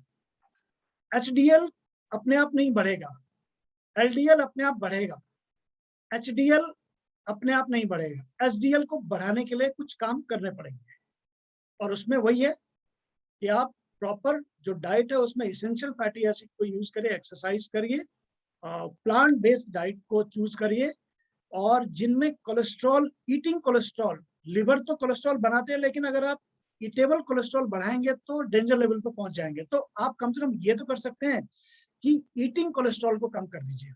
लिवर तो एक ऑन एन एवरेज 1000 मिलीग्राम उसने बनाना ही बनाना है, उसका रोज का काम है, क्योंकि वो बॉडी फंक्शंस के लिए जरूरी होता है कोलेस्ट्रॉल, तो वो तो बनाएगा ही बनाएगा।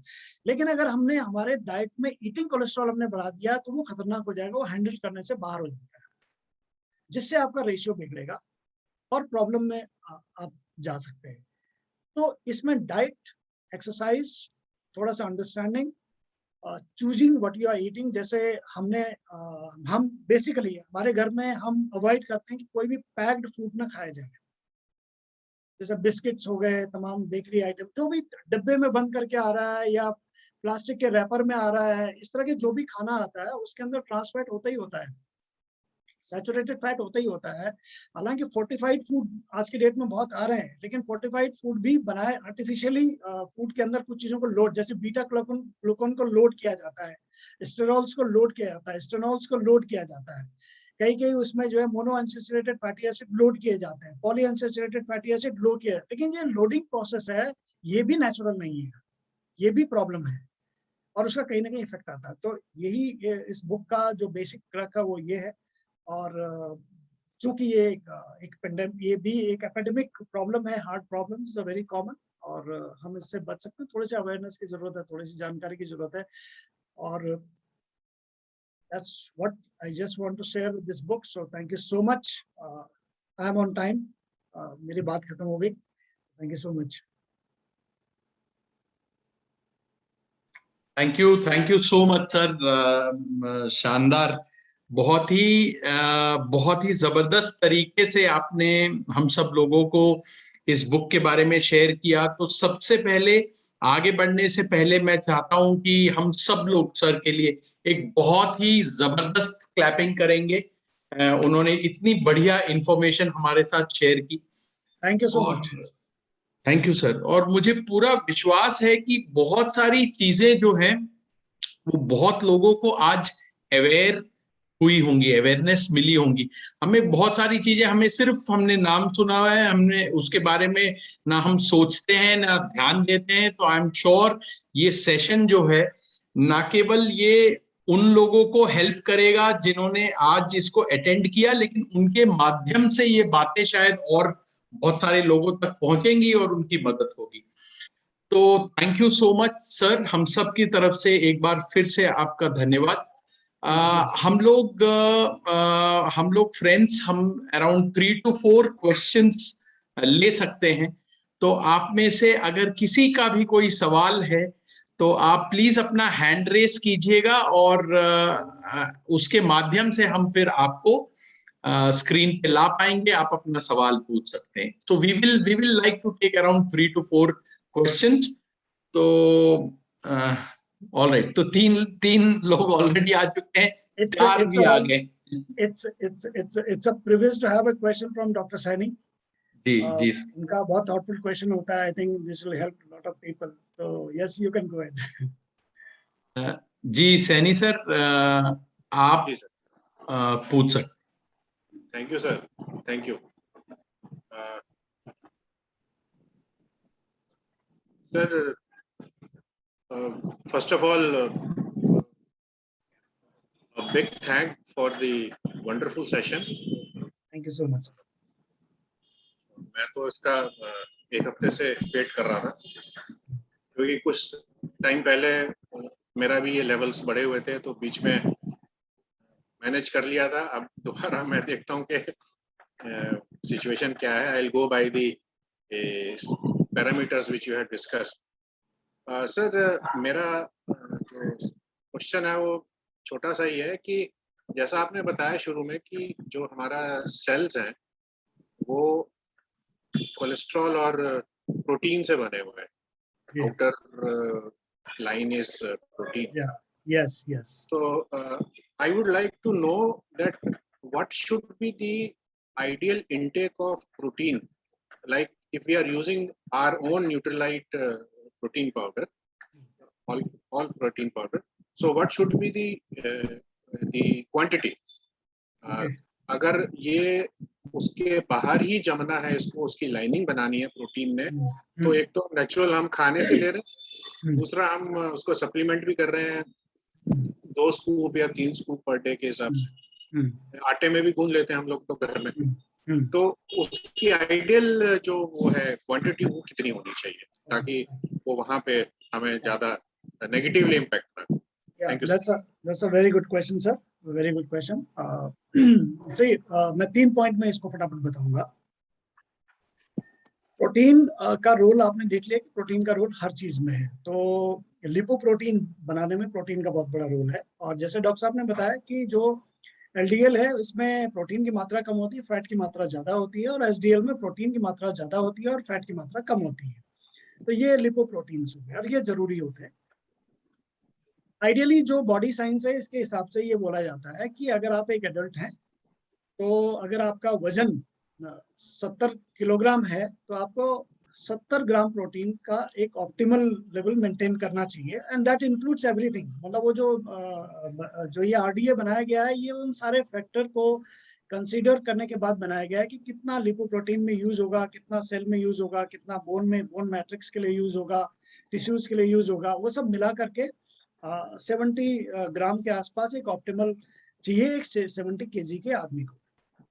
प्रॉब्लम कहाँ है? प्रॉब्लम जो पॉइंट नंबर 2 है, प्रॉब्लम ये है कि हमारे इंटेक जो प्रोटीन का है वो अप्रोप्रिएट नहीं होता है। और अगर हम फूड में देखें तो फूड में it's not a direct protein, like उसमें से कई सारा प्रोटीन है जो डाइजेस्टेबल प्रोटीन नहीं होता है, बॉडी डाइजेस्ट नहीं करती, क्योंकि आपका शरीर भी तो अलग अलग ग्रेड पे काम कर रहा है। आपका जो गट हेल्थ है, जो इंटेस्टाइन है, जहाँ पे प्रोटीन मेटाबलाइज होता है, सिंथेसाइज होता है, एब्जॉर्ब होता है, यूज होता है, तो वो भी उस पर भी डिपेंड करता है कि एक आदमी की बॉडी उस प्रोटीन को डाइजेस्ट कर रही है, दूसरे आदमी की बॉडी उस प्रोटीन को डाइजेस्ट नहीं कर रही है और उससे बाई प्रोडक्ट बना रही है, जैसे कि यूरिक एसिड। तो प्रोटीन का डाइजेस्टिविटी का एक चक्कर होता है। और दूसरा ये होता है कि हम चाहे जो भी हम खाना खा रहे हैं उसमें हम चाहे कितना भी प्रोटीन रिच डाइट लेते हैं, there is a protein deficiency. ये मान के चलिए कि 70 ग्राम चाहिए तो हम डाइट से मैक्सिमम 30 ग्राम 40 ग्राम तक ही कैटर कर पाएंगे। अगर हम बहुत हाई रिच प्रोटीन डाइट भी लेते हैं तो there is a gap always. तो इसलिए यहाँ पे हम ऑल प्लांट प्रोटीन का यूज करते हैं जो हमारे पास है। ऑल प्लांट प्रोटीन में 2 इंपॉर्टेंट चीजें हैं जो समझने वाली बात है। एक तो इसमें 80% प्रोटीन है पर स्कूप, तो दैट्स वेरी हाई। किसी भी स्टैंडर्ड पे चले इससे बेटर प्रोटीन कंसंट्रेशन नहीं मिल सकता। और दूसरा इसमें एक पीडीकास स्कोर है जिसको protein digestibility corrected amino score बोलते हैं। ये इंश्योर करता है कि अगर 100 में 100 व्यक्तियों को बैड से बैड गट हेल्थ या अलग अलग वैरायटी के गट हेल्थ के लोगों को ये दिया गया है तो लगभग 98 से 99 लोगों को ये डाइजेस्ट पूरा का पूरा हो जाएगा।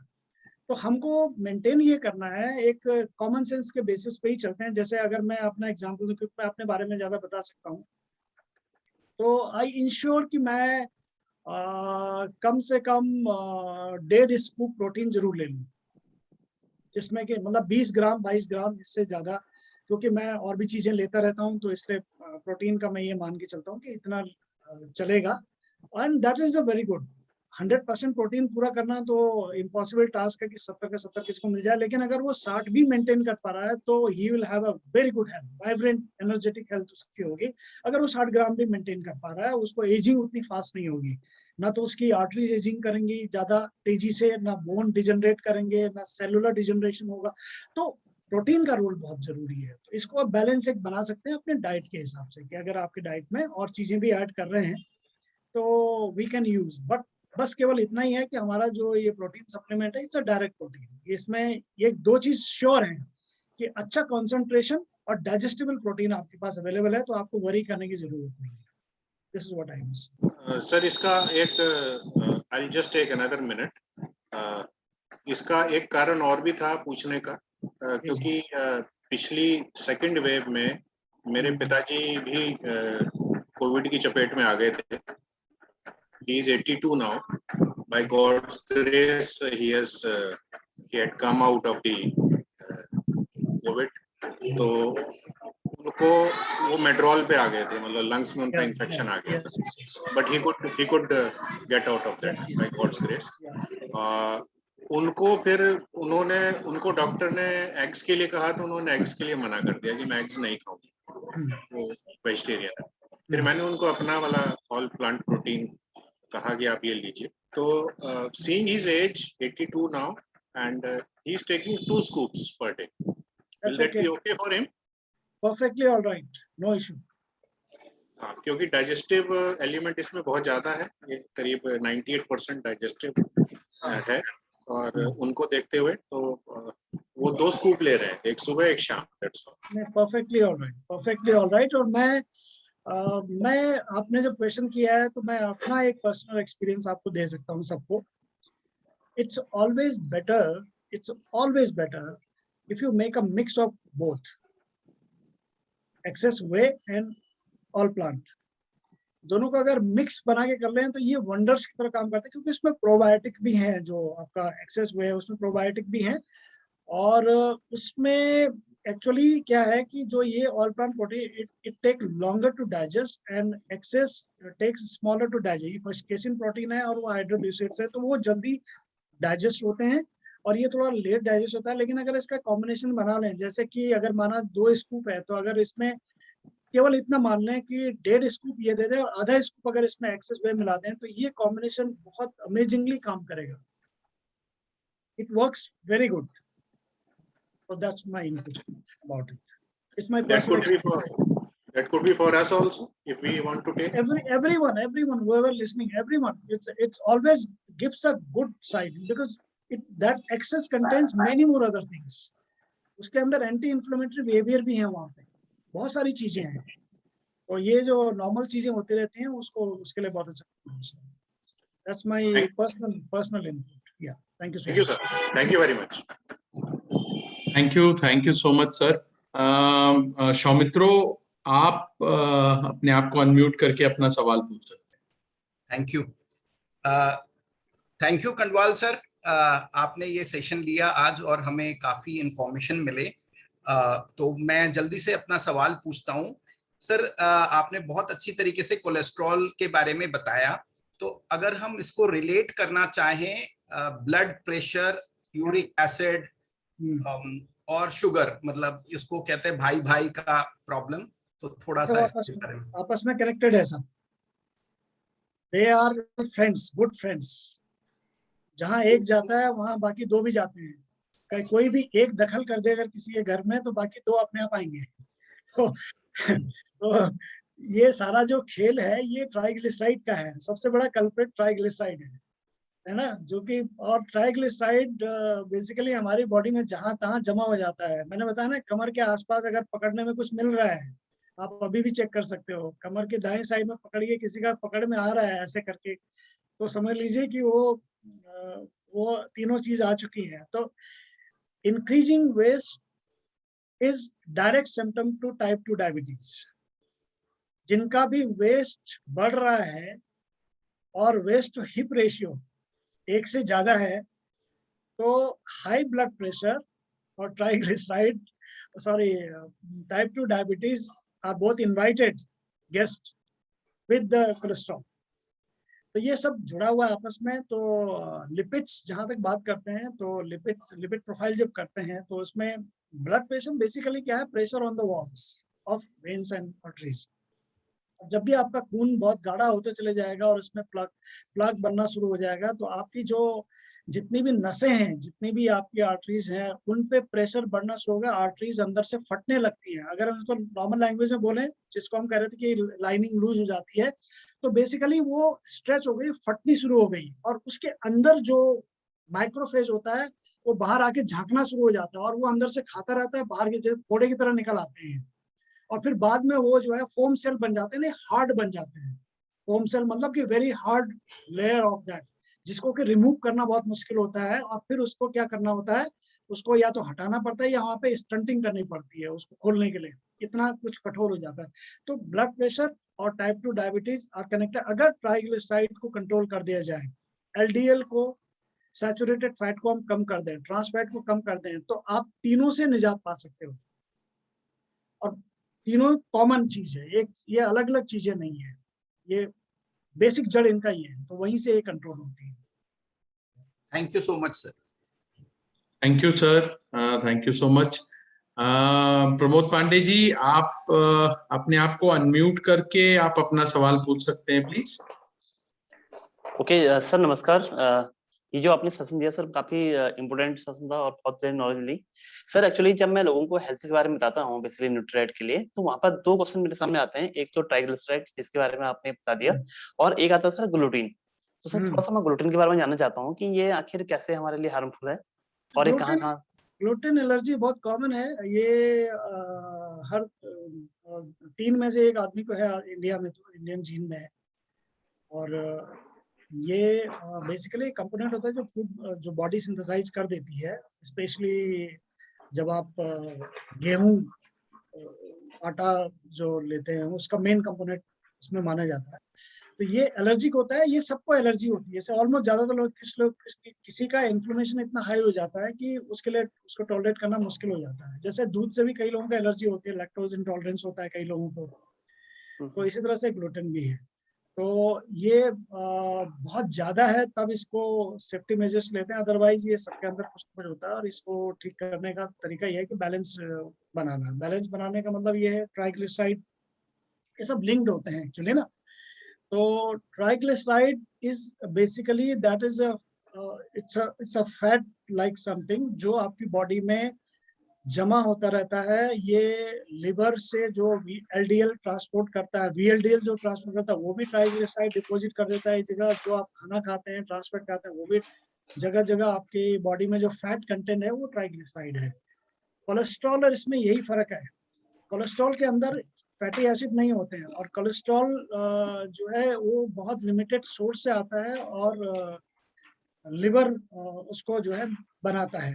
ट्राइग्लिसराइड ये जगह जगह जो फैट जमा हो जाता है, फैटी एसिड इसमें होते हैं, और ये प्रॉब्लम करता है लेटर फेज में जब आप ये ज़्यादा तो ट्रांस फैट को बनाना, फैटी एसिड का जो सैचुरेटेड फैट को से सिंक्रोनाइज होकर के ये आपके एलडीएल के लेवल को रेज करता है। तो दोनों ही कॉमन चीजें हैं, और इनका जो समाधान है तो समाधान यही है कि हम सैचुरेटेड फैट की मात्रा कम करें। सैचुरेटेड फैट का मैंने आपको बता दिया किन किन खाने में होता है, और ट्रांस फैट को तो जीरो कर दें। ट्रांस फैट तो लेना ही नहीं है क्योंकि उसका तो कोई पॉजिटिव रोल है ही नहीं है। और प्लांट बेस्ड डाइट ज़्यादा लेंगे, होल ग्रेन्स ज़्यादा लेंगे,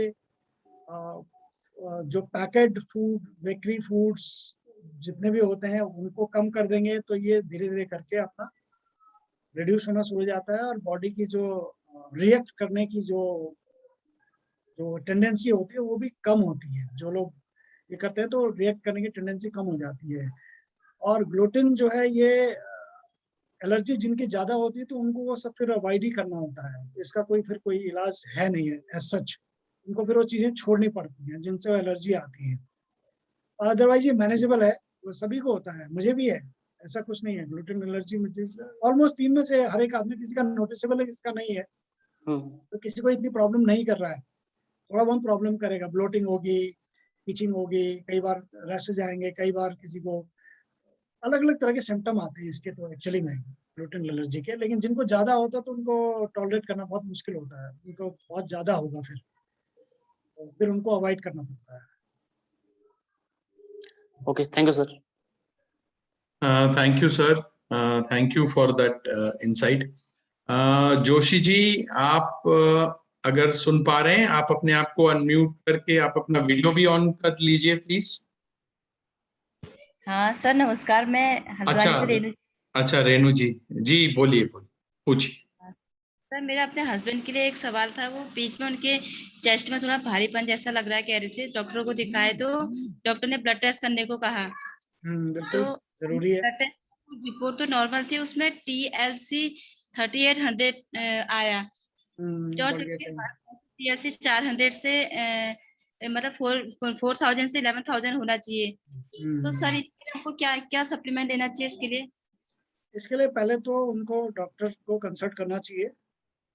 कोई भी चीज जब एबनॉर्मल होती है तो best thing is to consult the doctor, because they are the वही इसके लिए क्वालिफाइड होते हैं सब चीज को बताने के लिए। सप्लीमेंट के तौर पे तो बेसिक जो जैसे हम बात ही कर रहे हैं कि आप एंटीऑक्सीडेंट्स की मात्रा अगर अच्छा लेंगे, एसेंशियल फैटी एसिड हो गया, मल्टीविटामिन मल्टी मिनरल हो गया, नेचुरल बी हो गया, मिल्क थिसिल हो गया, ये बहुत कॉमन सी चीजें हैं जो हमें अपने डाइट में रखनी है। लेकिन अगर कोई भी चीज एबनॉर्मल है तो then we have to visit the doctor and consult the doctor कि भाई इसमें कोई ना कोई दवाई, क्योंकि ऐसी चीजों को नॉर्मल तरीके से नहीं एड्रेस किया जा सकता, मतलब केवल सप्लीमेंट से एड्रेस नहीं किया जा सकता। जी sir, thank you sir, thank you sir. जी thank you sir, thank you so much. Joshi ji, आप कुछ पूछना चाह रहे हैं या हम आगे बढ़ सकते हैं? Okay, so thank you so much. आप सब लोग ये जानते हैं कि हमारा Hari Singh ji, I think Hari Singh ji hand raise कर रहे हैं सर, अगर आप परमिट करें तो हम लास्ट क्वेश्चन ये ले लेते हैं। Sure sure. हरि सिंह जी आप जी सर। जी सर नमस्कार सर। जी पूछिए। सर जैसे मतलब जो है बुक्स में हमारे जो हमारे प्रोडक्ट से बुक है उसमें भी लिखा रहता है कि डॉक्टर से संपर्क करें। हाँ जैसे हमारे मेंटर भी कहते हैं कि डॉक्टर से संपर्क करें। डॉक्टर तो जो है इसके बारे में जानते ही नहीं है, डॉक्टर तो जो है मना ही करते हैं सर। इसके बारे में थोड़ा क्लियरिटी जानूंगा। नहीं, हाँ मैं आपको केवल इतना बताना चाहता हूँ कि यस, डॉक्टर्स मना करते हैं जिनको जानकारी नहीं है, लेकिन यही हमारी एसोसिएशन में डॉक्टर्स भी बैठे हुए हैं जो जिनको जानकारी है वो बताते हैं। लेकिन इसमें मेरा कहना ये है कि देखिए, हम किसी दवाई की बात नहीं कर रहे हैं। We are not dealing with the drugs, because we are not qualified to talk about drugs and giving treatments. It's just understanding about food and nutrition. और फूड और न्यूट्रिशन की जब हम बात करते हैं तो बैलेंस डाइट, इसेंशियल जो न्यूट्रिएंट्स हैं वो हम अपनी डाइट से लें। जैसे मैंने आपको बताया कि भाई आपकी डाइट में प्रोटीन नहीं है तो ज्यादा नहीं है, अच्छा नहीं है, तो it's better to consider a good quality food supplement. और जब गुड क्वालिटी फूड सप्लीमेंट की बात आती है तो वी टॉक अबाउट ऐसा फूड सप्लीमेंट जो नेचुरल चीजों से बना हो, जिसमें केमिकल ना हो, जिसमें केमिकली सिंथेसाइज ना हो, जो ड्रग्स के तौर पे ना बनाया गया हो, तो वहां पे न्यूट्राइट आता है। तो यहाँ पे जब मैं आपको एक छोटी सी स्टोरी अपने घर की बताता हूँ। मेरी मदर का फ्रैक्चर हुआ था स्पाइन में और मैं उनको लेके गया। शी वाज हॉस्पिटलाइज्ड और मैं यहाँ पे CMI हॉस्पिटल है वहाँ लेके गया। वहाँ के जो बेस्ट ऑर्थोपेडिक सर्जन थे उनको दिखाया और उन्होंने ये सजेस्ट किया कि भाई इनको आपको बेड रेस्ट करना पड़ेगा, आने वाले टाइम पे ये हील नहीं हो पाएंगे क्योंकि इनकी उम्र जो है 78 साल की, 78 ईयर ओल्ड, स्पाइन में हल्का सा उनका हेयरलाइन क्रैक था। तो ही सेड कि आप इनको ये करिए और उन्होंने कुछ सप्लीमेंट्स, मैंने उनसे पूछा, मैंने कहा डॉक्टर साहब, तो उन्होंने कहा कि आप इनको विटामिन डी और ये सब सप्लीमेंट्स हैं और आप ये दीजिए, मैं लिख देता हूँ। तो मैंने कहा आप लिख दीजिए, लेकिन मैं भी सप्लीमेंटेशन इंडस्ट्री में हूँ तो मैं कुछ सप्लीमेंट्स अपने देना चाहता हूँ। तो मैंने उनको बोला कि ये सप्लीमेंट है, कहते हैं आप वो भी दीजिए, आप देखते हैं रिजल्ट, आप वो भी दे सकते हो। तो मैंने I talk to him and I started giving supplement, हमारे सप्लीमेंट। उसका रिजल्ट ये हुआ कि वो 2 महीने बाद खुद चल के गई हॉस्पिटल डॉक्टर के पास, और जबकि ऐसा प्रॉब्लम था। और ये मेरे घर की स्टोरी है, बिकॉज मुझे कॉन्फिडेंस है, मुझे पता है कि ये चीज बेटर है, मुझे पता है कि ये बेटर अब्जॉर्ब होती है। तो ये कॉन्फिडेंस अपने ऊपर भी होना चाहिए और उनको आप जानकारी दे सकते हो। देखो, फोर्स किसी को नहीं कर सकते हैं, आप किसी को कुछ नहीं कर सकते, लेकिन जानकारी दे सकते हैं। और जहाँ पे ये हो कि भाई वो बिल्कुल ही मना कर रहे हैं, तो आई डोंट थिंक कि अगर हम किसी को कैलमैक डी दें या न्यूट्राइट डेली मल्टीविटामिन दें, ओमेगा 3, उससे कुछ नुकसान होने वाला है या किसी दवाई के साथ उसका कोई इंटरेक्शन होने वाला है या उसका नेगेटिव रिजल्ट, ऐसा कुछ भी नहीं होगा। Yes sir. क्योंकि it's the part of the food. तो ये तो हमें पता होता है। तो हम अपने कॉन्फिडेंस लेवल पे, जहाँ पे लोगों को कॉन्फिडेंस नहीं होता, वहां पे हम फिर हाथ नहीं डालेंगे, क्योंकि यहाँ पे फंसने वाले चक्कर हो जाते हैं। पता चला कि उनको कॉन्फिडेंस नहीं है, आपने दे दिया और कल की डेट में आपका गला पकड़ लिया उन्होंने, तुमने ही कुछ खिलाया था, से हो गया। तो वो स्थिति हम हमेशा अवॉइड करते हैं और कोशिश करते हैं बात करने की। अगर बात बनती है तो ठीक, नहीं भी बनती है तो आपको अपना अगर कॉन्फिडेंस है, इससे नेचुरल चीज तो कोई दूसरी है नहीं। ये थोड़ा पर्सनल रेपो पे डिपेंड करता है कि किसके साथ क्या है, तो वहां पे हम उसी तरह की बात कर रहे थे। Thank you sir, thank you so much. Thank you sir. हम लोग सर प्लीज अगर परमिट करें, हम लास्ट 2 सवाल, क्योंकि हमारे रावत सर ने पहले भी हैंड रेस किया था, तो इसलिए हम लास्ट 2 सवाल रावत सर और मुकेश जी का, और फिर उसके बाद हम जी पूछिए। Good evening sir, thank you for the information. एक चीज पूछनी थी सर, आपने जिक्र किया था कि कोल्ड प्रेस्ड ऑयल यूज करना चाहिए या हेल्थ के लिए ज्यादा बेनिफिशियल है। एक तो थोड़ा सा कोल्ड प्रेस्ड ऑयल कौन सा होता है वो बता दीजिएगा, विस रिफाइंड ऑयल और देसी घी। और नंबर 2 सर, एवोकाडो का मेरे को पता नहीं चल पाया अभी तक। उसकी इंपॉर्टेंस तो मैंने बहुत सुनी एवोकाडो की, लेकिन वो उसकी हिंदी ट्रांसलेशन नहीं पता चल पाया, या देसी भाषा में क्या कहते हैं? नहीं, एवोकाडो एक फल सब्जी कुछ भी कह सकते हैं। आपको हम पेड़ पहुंचवा सकते हैं। आप देहरादून आइए, आपको पेड़ दिया जाएगा, लगवाया भी जाएगा, उगाया भी जाएगा और खिलाया भी जाएगा। एवोकाडो यहाँ पे काफी, और ये कुछ नहीं, हमारे डायमंड साहब यादव जी के एवोकाडो लगे हुए हैं। तो ये बहुत अच्छी चीज है एवोकाडो, और ये मिल भी रहा है ऑलमोस्ट। अच्छी आज की डेट में जो सुपर स्टोर है वहाँ एवोकाडो मिल रहा है, आप उसको खा सकते हैं। वेरी रिच सुपर फूड है, बहुत अच्छा है। मोनोस अनसैचुरेटेड फैटी एसिड्स इसमें लोडेड होते हैं और एंटीऑक्सीडेंट होता है, और ये बहुत अच्छी क्वालिटी का फाइबर इसमें होता है, बहुत अच्छी क्वालिटी का विटामिन ई इसके अंदर होता है, सी होता है, कई सारी चीजें होती हैं। तो पहला चीज तो ये है, एवोकाडो इज अवेलेबल है। आप हल्द्वानी में उगा भी सकते हो, अगर आपके पास जगह है तो उसमें आप उगाइए और खाइए और हमको भी भेजिए। अब बात आती है दूसरी चीज, किस चीज की बात की थी आपने? Cold pressed oil. Cold press oil आपने देखा होगा पहले, क्या बोलते थे, गांव में वो बैल चलता रहता था और वो, अच्छा, कच्ची घानी सरसों का तेल जैसे कहते हैं। हाँ, तो वो कोल्ड प्रेस है। और इसको बनाने के और भी तरीके हैं, जहाँ पे आप मैकेनाइज तरीके से बनाते हैं, तो वो थोड़ा सा उसका बेसिक कॉन्स्टिट्यूशन चेंज हो जाता है। तो कोल्ड प्रेस ऑयल मिलता है, आप पूछेंगे तो आपको मिल सकता है, ठीक है। वो नेचुरल तरीका है ऑयल बनाने। और तीसरा चीज क्या था आपका? रिफाइंड ऑयल या देसी घी? रिफाइंड तो हाइड्रोजनेटेड ऑयल होते हैं। ये एक्चुअली क्या है कि रूम टेम्परेचर पे इसको, एक तो सेल्फ लाइफ बढ़ाने के लिए इसको यूज किया जाता है, हाइड्रोजन मॉलिक्यूल ऐड कर देते हैं उसमें, और दूसरा रूम टेम्परेचर पे उसको ऑयल फॉर्म में रखना है, सेल्फ लाइफ बढ़ाने के लिए ये बनाए जाते हैं रिफाइंड ऑयल। और इसलिए इसमें ट्रांस फैट की मात्रा आ जाती है कई बार, और सैचुरेटेड फैट बढ़ जाता है। तो रिफाइंड ऑयल का कम से कम इस्तेमाल करें, ये हम कर सकते हैं। अदरवाइज आज की डेट में तो बाढ़ आई है रिफाइंड ऑयल की।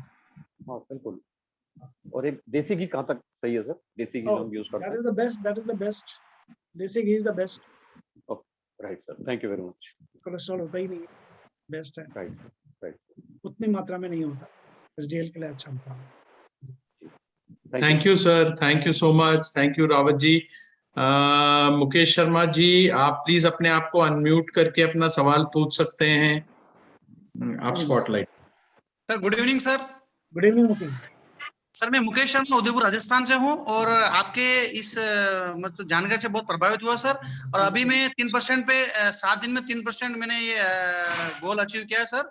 मेरा 2 क्वेश्चन सर। आपने बताया कि चाय, जो हरी चाय होती है और एक ब्लैक चाय होती है, उससे एलडीएल की मात्रा घटती है।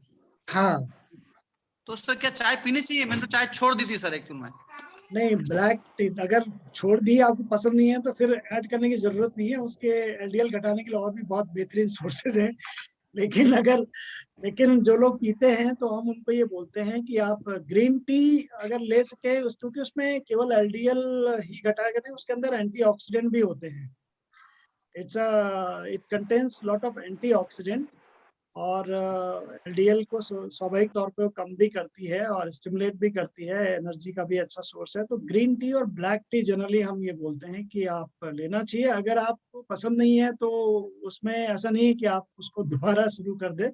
बट हाँ, ग्रीन टी अगर ऐड कर सकते हैं डाइट में तो that is very good, that will be good, that's a good habit to have a green tea. Okay sir, it's a good habit. Yes sir just a minute sir, ये black tea जैसे ऐसा नहीं है sir, मैंने अभी 5-7 दिन पहले छोड़ी थी तो मुझे थोड़ा गैस बनती थी, प्रॉब्लम थी, है ना सर, मुझे लगता था। तो क्या एक टाइम चालू कर दूं क्या? तो आप बोल रहे हैं सर एलडीएल कम होता है तो हो सकता है अच्छा हो जाए। नहीं, अगर आप लेना चाहते हैं तो बिल्कुल लीजिए, क्योंकि उसमें नुकसान तो कुछ है नहीं। ज्यादा मात्रा में वैसे भी नहीं लेनी है। अगर एक टाइम ले रहे हैं तो बहुत अच्छा रहेगा, है ना। ओके तो आप ऐड कर सकते हैं डाइट अपने रूटीन में, कोई उससे नुकसान कुछ नहीं होगा। अच्छा सर, एक फायदे हैं। सर एक क्वेश्चन और है, ऑयल कौन सा खाना चाहिए? हम सरसों का खाते हैं और मूंगफली का लाके खाते हैं, और गांव का सर सरसों का तेल लाके खाते हैं। तो दोनों ही अच्छे। मूंगफली भी अच्छा है। मूंगफली में भी मोनो अनसैचुरेटेड फैटी एसिड होते हैं और ओमेगा 6 अच्छी मात्रा में होता है, और उसमें एलडीएल ज्यादा बढ़ता नहीं है। वो इट्स अ गुड ऑयल। मूंगफली का ऑयल हम भी यूज करते हैं, और राजस्थान में तो मूंगफली का ऑयल ही यूज में रहता है जनरली, तो बहुत अच्छा है। इसलिए आपने देखा होगा कि वहाँ पे फैट कंटेंट, मैं ज्यादातर जब राजस्थान जाता हूँ मेरी टीम, तो मुझे ज्यादा मोटे मोटे पेट वाले लोग कम मिलते हैं। थोड़े से स्मार्ट, लंबे चौड़े, अच्छे, ठीक ठीक शेप रहता है जनरली।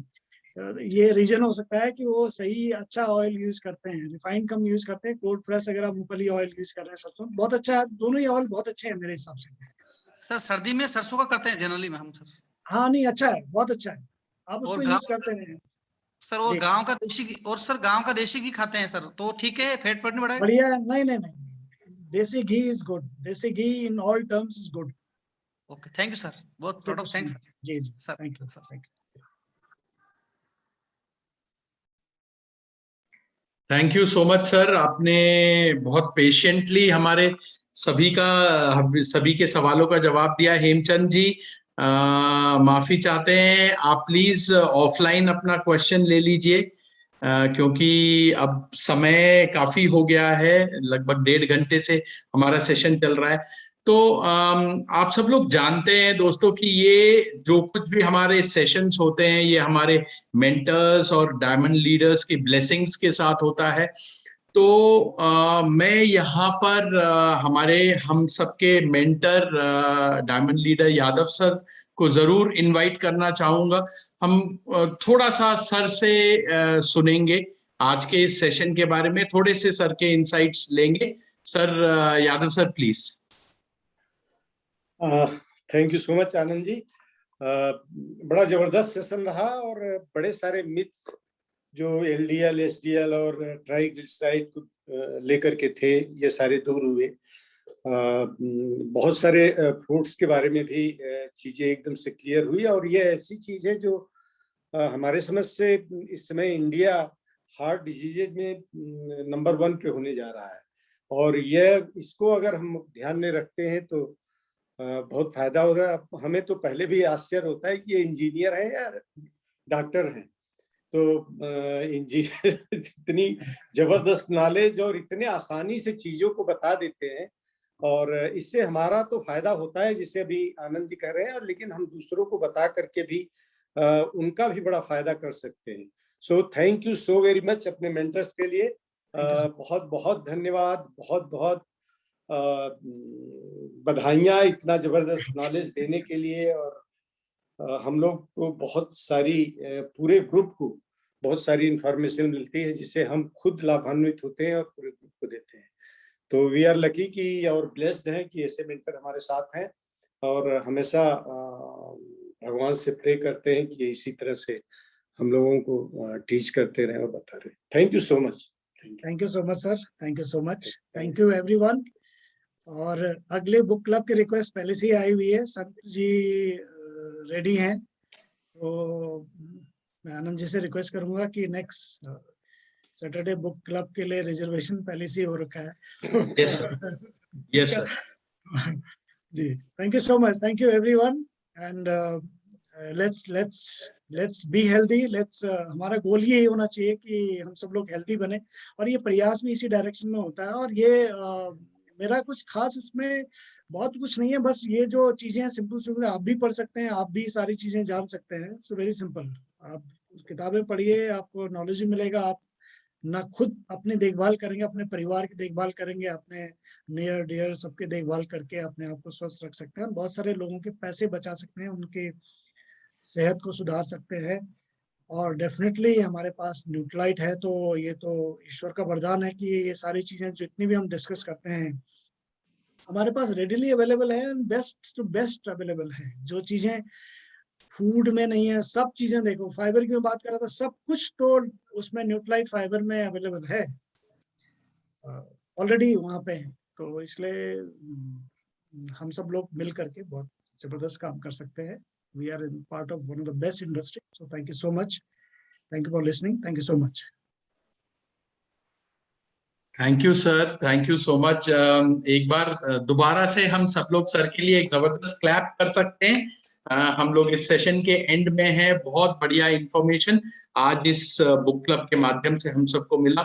सो आप सब लोग अपना ध्यान रखिए, please take care of yourself, and कल शाम को हम सब लोग कनेक्ट करेंगे for a very wonderful session by Amway tomorrow evening at 6 o'clock. So take care of yourself, be safe, God bless, good night. Thank you so much, good night. Thank you thank you sir, thank you sir, thank you everyone. लगा नहीं था।